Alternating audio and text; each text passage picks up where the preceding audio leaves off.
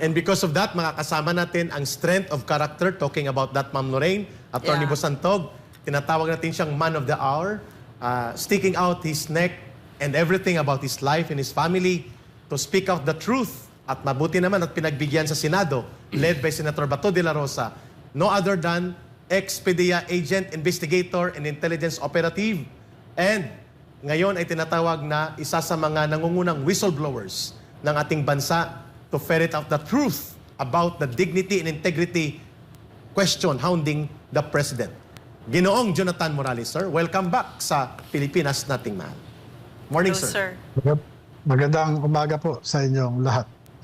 At, Sir Jonathan, kasama po ninyo si Attorney Marlon Bosantog, one of the advocates sa pagtatanggol ng karapatan at kabutihan ng sambayan ng Pilipino bilang abogado at hindi lang sa katutubo, kundi buong mamamayan, at si Ma'am Lorraine at si Ka Eric. Bago po kayo magbigay ng inyong mga karagdagang mga salaysay, tunghayan natin ito muna ang ilang pahayag na lumalabas ngayon.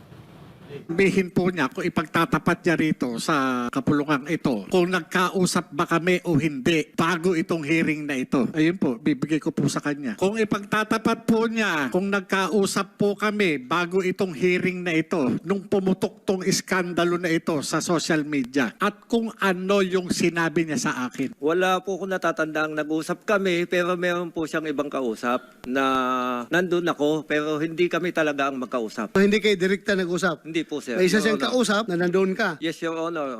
We did not talk directly. Ito very important dito yung ating integrity. Not only as a PDEA agent, kundi as a person. Otherwise, useless itong hearing natin dito kung... Ako na lang muna po siya magsabi. At nire-respeto ko po siya bilang dating... Sabi mo yan, hindi daw kayo nag-usap. May kausap na ka daw ibang tao na nandun lang siya. Your Honor, sabihin ko na. Go ahead, sige. Your Honor. Huwag na lang natin aminin. I-deny na lang natin. Para hindi na magulo. Direktor na ako. Ha? Ikaw nasa labas ka na. Oh. Bawa ka naman sa amin. Katulad po ng sinabi ko, ganun po talagang nangyari. Hindi ko naman po yun tinago. Nasabi ko po yan sa ibang mga kasamahan namin sa PDEA ngayon na may ganun. May ganun. Na Ano? indirectly ay indirectly ay parang yung nga nadinig ko yung hindi ko lang po matandaan kung sino yung sinabihan ko. Na may nangyaring ganon na yung sinasabi niya na nagkausap kami, but indirectly po yon. Hindi ako yung kausap niya. Hindi po ako. Yun po ang totoo. May kausap lang po siyang iba. Okay. Pero ano po yun? Nasa telepono yun. It's sa your telepono word po yun. Pwede against his word. Ako wala akong personal knowledge. I am here to set the record straight. I am here to get the truth. Yun naman pong pag-uusap na yon, pwede nating sabihin immaterial. Yun naman pong pag-uusap na yun, pwede nating sabihin immaterial. Kasi yung mga tanong niyo po sa akin nung una, naging happy ko pa. Totoo naman po yun eh.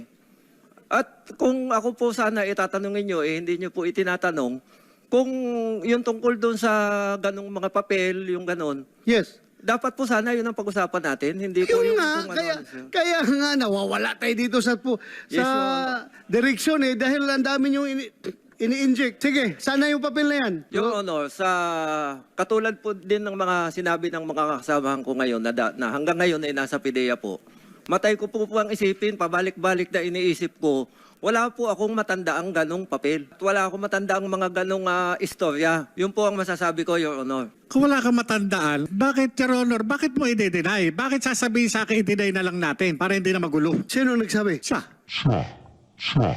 Siya. Oh, sinabi mo na i-deny na lang daw. Ano ba ito? Wala po akong matandaang sinabi kong ganon, Your Honor. Under oath ka? Under oath ka? Yes, Kayong Your dalawa, Honor. under oath. Ha? Ayun. Ginoong Jonathan Morales, may abogado po tayong kasama dito, Ginoong Jonathan Morales. Magaling na abogado to, litigation lawyer din to. Your positive assertion versus outright denial ng dati mong hepe, mas tumindig po sa taong bayan at sa loob ng Senado ang positive assertion of your direct personal knowledge. Would you like to react to that video before ang pagtatanong namin? Go ahead, sir. Yun nga po, bale, hindi ko rin po inaasahan na madudulas siya na meron nga siyang nasabi. I am referring to dun sa, deny na lang natin, wag na lang natin aminin na para hindi magulo. po. Yun yung ano no, at yung nagulat din ako doon sa reaction na nasabi niya daw yun, pero hindi daw sa akin kundi yung sa iba. Yun yung ano ba talaga? Kumbaga sa ano, nasabi mo nga yun na i-deny na lang natin. Na hindi mo nga sinabi sa akin, natatanda mo, sinabi mo sa iba. Ano yun? Di ba? ang ano rito, no? Idinideny ng pilit ng pamunuan ng Philippine Drug Enforcement Agency at ikaw yung boss ko, no? Alam mo naman na hindi ako kikilos, na hindi ka informed. Well, tama. informed ka. Kaya nga yung sinasabi ni Gerald Lasso na wala, hindi nag-i-exist. Walang ano yan. Ganon din si Gerald Bitong. Wala, hindi nag-i-exist. Tapos ikaw, i-deny na lang natin para hindi magulo. Yeah. Ano yung i-deny? Claro. Diba? Yes, sir. Maganda yung sinabi ninyo. Ipapasa ko po ang interaction kay Atty. Bosantog. Atty. Bosantog. Yes, magandang umaga po, sir. Magandang umaga po. Yes, oo.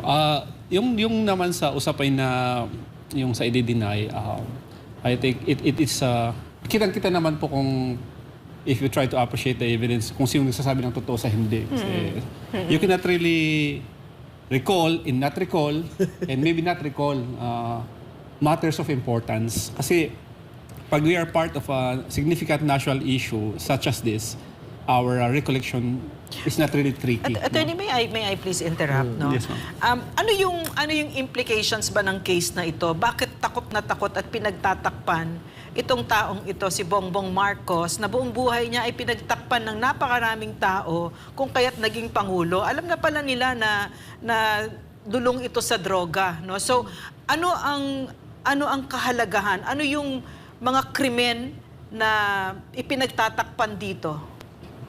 Yeah. Sige. If doon sa nakita ko sa interview niyo, sir, sa Senate, doon sa may sinumpang salaysay na ginawa, marami kasing krimen ang pwedeng nakaakibat dito, no? Being a PDEA agent yourself, you would know probably number one is the use of drugs, use of illegal drugs, no? That's kung sa ating kawan ng gobyerno, that is a ground for termination, no? Kaya nga yung Supreme Court lately nag-terminate ng 3 employee because Yeah. they were found nag-positive sila sa drug Nag-positive test. sa drug test. Okay. So that's not only illegal possession of drug paraphernalia. Alam po naman natin na that is 12 to 20 years. Wow. Ang ano diyan. Possession of illegal drugs, no? 12 to 20 years din po 'yan, no? Hindi yata ang illegal possession of drug paraphernalia, that is life imprisonment. Wow. We also really? have if not Pwede 12 to 20. Pwede ba mag-cocaine na walang paraphernalia? So that is that's part of that's a part of Drug the abuse 9165 na wow. punishable offenses. Yung maintenance of a drug din, kasi kung sabi niyo kung Sa makausap Rockwell. niyo yung paulit-ulit na ginagamit yung kwarto na yan para pag to use illegal drugs, yan is life imprisonment. Oh. So dapat malaman natin kung sino may-ari niyan, no? O kung hindi naman siya ang may-ari pero lagi siyang bumibisita, that's what they call visiting a drug den. That's also punishable. I think that's Section 7 ng 9165, I think that's 6 to 12 years in prison. Mabibigat pala, attorney, binabanggit mo. Yes, oo. What At else? hindi lang ito nabanggit sa Senado, Ma'am Lorraine. Tanong namin sa attorney, Sir Jojo Holda, Is there any more? is there Illegal possession. Illegal possession. attorney, Yes. how important to emphasize That's why. na ang involved ay dating senador siya at ngayon ay presidente ng bansa, how seriously aggravating to that? To the degree of offenses and Serious penalties. Yung mga ano kasi if found guilty sa mga crimes na to, life imprisonment na yan, no? Oh. So kung natuloy yung operation noon at natuloy yung kaso, malamang hindi siya yung presidente natin, no? Ayun. But of course, to be fair, habang hindi pa siya undergoing trial at wala pang verdict ang court, he can enjoy the presumption of innocence. Okay. Kaya nga ang tinatanong natin dito is, was there connivance of government agents para pagtakpan yung issue na ito? Kasi sabi na, meron tayong pre-operations report, there is magkakaroon ng operation pero hindi natuloy. Hinarang. There is an abuse of power. Kasi kung sinabihan sina Sir Jojo dito na huwag niyo ituloy yung operation, Yeah. that is unfair kasi sa mga ibang tao na dahil hindi ka connected, sila na-operate. Somebody who is using this one, na-operate. Kaya nga may mga tanong ako sana kay Oh, Sir sige, Jojo. go ahead. Interact mo sa kanya. Pero ito, yung mga Go ahead. possible crimes committed, Sige. I'll just enumerate na lang. If si Sir Jojo would probably correct me. Number one is possession of illegal drugs. That is Punishable by? 12 to 20 years. Yeah. No? Ang possession of drug paraphernalia, I think that is Section 12, 1 to 4 years. Maintenance of a drug den, Section 6, life imprisonment. Wow. Visiting a drug den, Section 7, I think that's 6 to 12 years. So this one, nandyan pa yung administrative offense, mga ganyan-ganyan. Senador siya that time, yung tinuturo si Bongbong Marcos Jr.